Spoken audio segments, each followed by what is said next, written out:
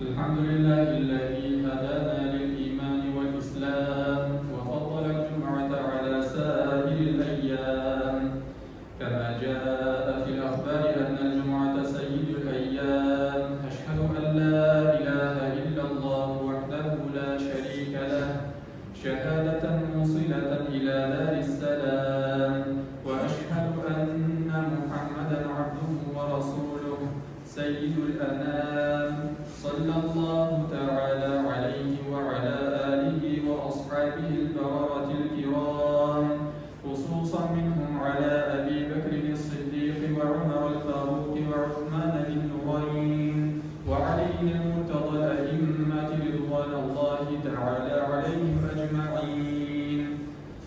أما بعد، أيها الناس، أوصيكم بتقوى الله عز وجل ونفسي أولا بتقوى الله. أعوذ بالله من الشيطان الرجيم. بسم الله الرحمن الرحيم. إن عدة الشهور عند الله 12 شهرا في كتاب الله يوم خلق السماوات والأرض منها 4 حرم. صدق الله العظيم. أما بعد، barcha alamlarni, kishilarni va jinlarni, barcha jonli ham jonsiz maxluqlarni, ko'klarni va yerlarni yo'qdan bor qilib, tarbiyalab, ne'matlantirib, rizqlantirib turishi Alloh Allohga barcha maqtov, ulug'lovlarimiz, shukr rahmatlarimiz erishib tursa edi. Endi shular umum turlarimizdan chiqqan savol shariflarimiz, xayr duolarimiz oxirgi payg'ambar, suyukli payg'ambarimiz Muhammad Mustafa sallallohu alayhi vasallamga erishib tursa edi. Endi shu juma kuni ulug'lar Alloh taolaning amridan bo'ysunib, shu muborak bino Alloh yurtida yig'ilgan mu'min musulmon qardoshlarim, Alloh subhanahu va taolo har basharlarimizni ushbu dunyoda birlashlik bilan bilib ham bilmishlik bilan zo'r ham kichik xatolarimizni, yolg'ishlarimizni, kamchiliklarimizni o'zining keng mag'firati bilan yolg'asa qilsa edi. Endi muhtaram jamoat, har birimizga ma'lum bo'lgancha bizning Muharram oyi yaqinlashar. Ertaga inshaalloh birisi bo'ladi. Ertaga 1-Muharram. Shunga ko'ra bugungi va'zimizda ozgina shu to'g'rida so'zlashib ketasim keladi. Qur'oni Karimda Alloh subhanahu va taolo aytadi: Bismillahir-Rahmanir-Rahim. Oylar to'g'rida inna iddatash-shuhuri 'indallahi 12 shahran fi kitabillahi yawma khalaqas samawati wal arda minha 4 hurum. Sadaqallohul azim. Ya'ni darslikda Alloh subhanahu va taolo tarafidan qarshimda oylarning soni 12 ga tegiz. Fi kitabillahi yawma khalaqas samawati wal ard. Mana turunda Alloh taolaning kitabida endi yozilgan ko'klar va yerlar xalq qilingan kunda yozilgan. Minha 4 hurum. Ularning to'rttasi harom oylar. To'rttasi tiyilgan oylar. Payg'ambarimiz sallallohu alayhi vasallamdan Buxoriy hadisida shunday hadis topshirilgan. Yilda 12 oy bor. 12 oy bor. Ularning to'rttasi tiyilgan oylari. Üçüncüsü Rədddən ilə Zülqə'də, Zülqijə, Muharram, ham 4-cüsü Cümədəl Axir bilan Şaban arasında bulunan Rəcəb ayı. Endi mana bizning hijriy kalendar bo'yicha 1-oyning ismi bilganimizcha Muharram ayı. Muharram ayı ham endi tayyibu, ya'ni harom oylari bo'lib hisoblanadi. Ya'ni bu oyda gunohlar qiluvdan tag'in da ko'proq saqlanırga tırışırga gerek. Bu oyunun fazileti turunda Müslim hadisler şeytanında Peygamberimiz sallallahu aleyhi ve sellem'in hadisi tavşırılar. Ramazandan son en hayırlı uraza Allah'ın ayı bulan Muharrem urazası. Endi bu oylarda aytib ketganimizcha, qadrsizlik qilgan ishing boshqa oylarga qaraganda gunohlar qilib zo'rroq ravishda yozilgan kabi izgilik qilganning da ajri ortadi inshaalloh. Navoiyda qisqachagina Muharram oyi turida bo'ldi. Muharram oyining fazilatini qaradik. Qanday Ashura kunida boshlaydi. Bilamiz, 10-kunida 9-bunisi Muharramning 9-bunisi ya bo'lmasa 10-11 endi roza tutuv xayrli, fazilatli amallardan bo'lib hisoblanadi. Payg'ambarimizning hadisi ana turida bor. Ana turida bilamiz. Mana bu qisqachagina bizning Muharram oyining bilan tanishib ketdik. Ana turida har birimiz bilamiz, har birimizga ma'lum. Endi shu nisbatan o'zining fikrlari bilan da siz bilan o'rtoqlashishim keladi. Shu yil boshlanishi nisbatidan. Bizning de yıl başlanımı Yıl başlanımına, adına başlanımı defter bitip açıp, yana bir defter bitinden başlao bilen çağrıştırığa yaratırız. Yani yana yoluna bizim inde yana bitten, yana izgin amellerden, yana ameller bilen, yana adetler bilen, hayırlı izgin ameller bilen başlıyoruz gider. Lakin şunsunu da unutmazsak gerek. Bugün bizim bugünkü günde, bugün Zülhicce ayının sonlu günü. O indi bizim birinciden izgi ayı olup hissetlenen, ikinciden yılın ahırı. Yani biz şu uzun barışı yılına da izgilikler kılıp temurlarla taşırlar deyişleriz. Çünkü Peygamberimizin hadisi var. İnnemel a'malu bil havatim. Yani dürüstlükte ameller havatim, yani hatim ahırına qarab belgilenen. Şolay bulgaç, biz indi kelesi adnаны, kelesi ayını, kelesi yılını yaxşı itib başlao gana tugul, yaxşı itib temurlarga da omtolurga deyişleriz. Çünkü işini başlao elbette jingil. Lakin işini başlagandan soň ana ahırga kadar alıp baru, ana tamamlao, dertini saklao, kuşunu saklao, boyunda bütün kuşunun da kolundan kelmey, ol eksileklerden gene kullarından keler. Yani silek kişiler gene işlerden ahırga kadar devam ederler. Indi kasıt kişiler elbette işlerin başlagan vakitte jingsiz manada zor maksatlar koyup, zor dert bilen, zor ümit bilen işe girişirler, lakin bu uzakta sızılmasına mümkün. Bu işrakta uzakta sızılmıyor çünkü kişi arayı, kişi yalılar, kişinin kişi biter, kişinin derdi biter, hem kişi tutarlar.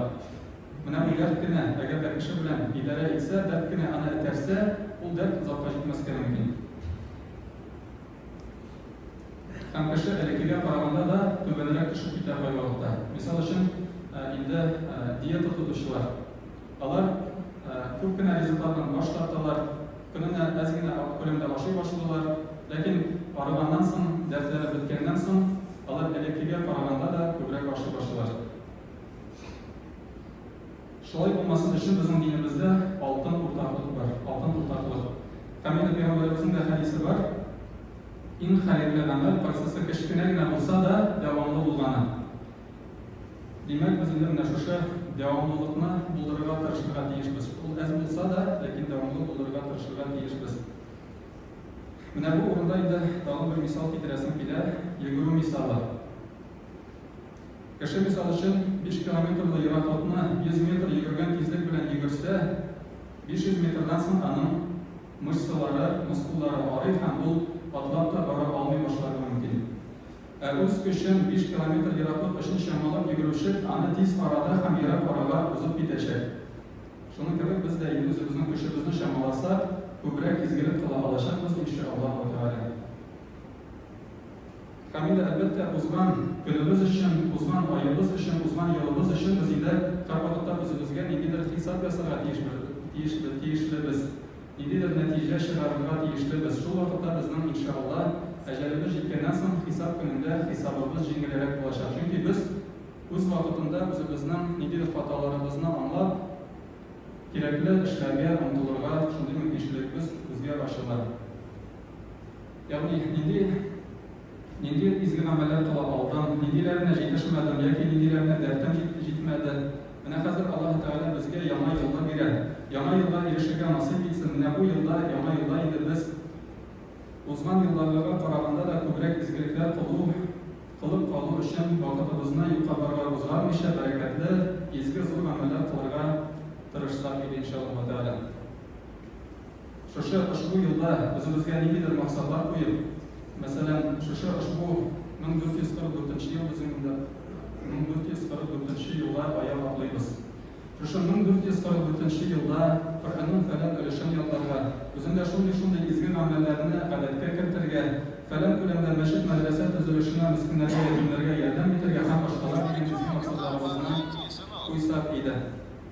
Hatto biz endi mana misol uchun dunyoviy maqsadlarni da o'zimizga qo'ya olamiz. Dunyoviy maqsad aşağıda Alloh taolaning rizoligini qozona olamiz. Misol uchun o'zining salomatligini nig'iltirgan. Ertaroq turib yugura boshlarga chunki shulay ishlasang dardli bo'lasan. Zo'r ishlar uchun bizga, ya'ni Alloh taolaning rizoligini qozonish uchun bizga salomat bo'lsak, tog'da xayrliroq bo'ladi. Chunki Peygamberimiz hadisida bas salomatligingizning qadrini bilagiz, hatto sizga og'ir kelgancha. Shunga salomatligimizni nig'iltirib qiziqsa bizga zo'rroq ishlarga tog'ida mumkinchiliklar ko'proq ochiladi degan so'z. Endi Payg'ambarimiz sollallohu alayhi vasallam bir hadisida aytgan eng xayrli kishilar izgiliklar qilib uzun umr yashagan kishilar. Eng xayrli kishilar izgiliklar qilib uzun umr yashagan kishilar. Demak, naqadar uzun umr yashasak, naqadar izgi amallarni ko'proq qilishga tirishsak, bizim uchun shu qadar xayrli. Shunga bizning dinimizda o'lim so'roq yo'q. O'lim so'roq duo qilib albatta qo'yilgan amal bo'lib hisoblanadi. Ya'ni shu dunyodan o'rib, kimdir bizdan o'lim so'rasa, bu qo'yilib turgan amal. Hamida aruna duo qilib tugul, agar kishi bu dunyoda izgiliklarga intilib yashasa, shu dunyoda yashagan vaqtda o'zining nimadir jamiyat o'sishlarga, kishilarga foyda keltirishga tirishib yashasa, u bu dunyodan albatta bir qachon armaydi. U yashagan sayin ko'proq yashaysa kerak, chunki u anlay shu dunyo qisqa. Shu qisqa dunyo ishida ko'proq izgi amallar qilib qolsam edi deb, uning dardi bir qachon sunmay har vaqt turmushi barakatli, ko'ngli ko'tarinki bo'lar inshaalloh taolo. Endi mana qaysi birlarimiz shular bizning umursizliklarimizni vaqtning tez o'tuvi bilan baylaymiz. Ya'ni sabab topamiz, vaqt tez o'tadi, qiyomat kunining g'alamatidir endi deb ko'p kishi bu mislida ko'p kishilar eshittirga to'g'ri keladi. Lekin agarda biz aylanib qarasak, bunisi kunda da din o'lkasida da dunyo yog'idan da olg'a ketgan kishilar tugul, ular da bor.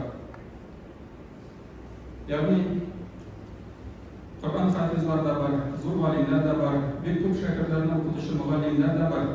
Masjid madrasa tuzida o'zlarining zo'r ulushini kirituvchilar ham boshqalar da bor. Hamda dunyoviy yoqdan qaraydigan bo'lsak, sportsmenlar bor, ham biznesmenlar bor. Turli shunday zo'r natijalarga erishgan kishilar bor. Bunisi kunda da. Mana bu butun yoqlab natijaga nimadir yoqdan bo'lsa da natijaga erishuv albatta ko'p vaqtni talab etadi. Kishi mana bugun isha masalan xayrchi edi, bugun boy bo'ldi. Isha Qur'onning bir surasini yoqdan bilaydi, bugun Qur'on hafiz bo'ldi. Alloh bo'lmaydi albatta. Mana Qur'on hafiz bo'lish uchun da o'zining vaqtini ko'p sarf etishiga kerak. Shu tarmoqda natijaga xayrli, yuqori natijaga erishish uchun. Demak, mana bu hafizlar, mana bu biznesmenlar, mana bu sportsmenlar, aytib butunisida olimlar, butunisida ular vaqt topgan. Ular vaqt topa olgan ekan, demak butun bizga vaqt bor. Nechligida chunki har birimizning tavligida 24 soatimiz bor. Yilda 365 kunimiz bor. Birimizning da 25-soatimiz yo'q. Shunga agarda kimdir erishgan ekan, kimdir umushqa erishgan ekan, demak vaqtga siltab bo'lmaydi ekan so'z. Endi shu 1444-yilda esenlik sog'lik bilan erishib, ana zo'r maqsadlar qo'yib, shu maqsadlarimizga erishishga Alloh subhanahu va taoloning suyukli bandalari jumlasidan bo'lirga har boshqalarimizga da nasib qilsin. Amin. Barakallohu lana va lakum fil Qur'anil azim va nafa'na va iyyakum bil ayati wal dhikril hakim. Innahu huwal ghafurur rahim, al jawadul karim, al aliyyul azim, as-sami'ul alim.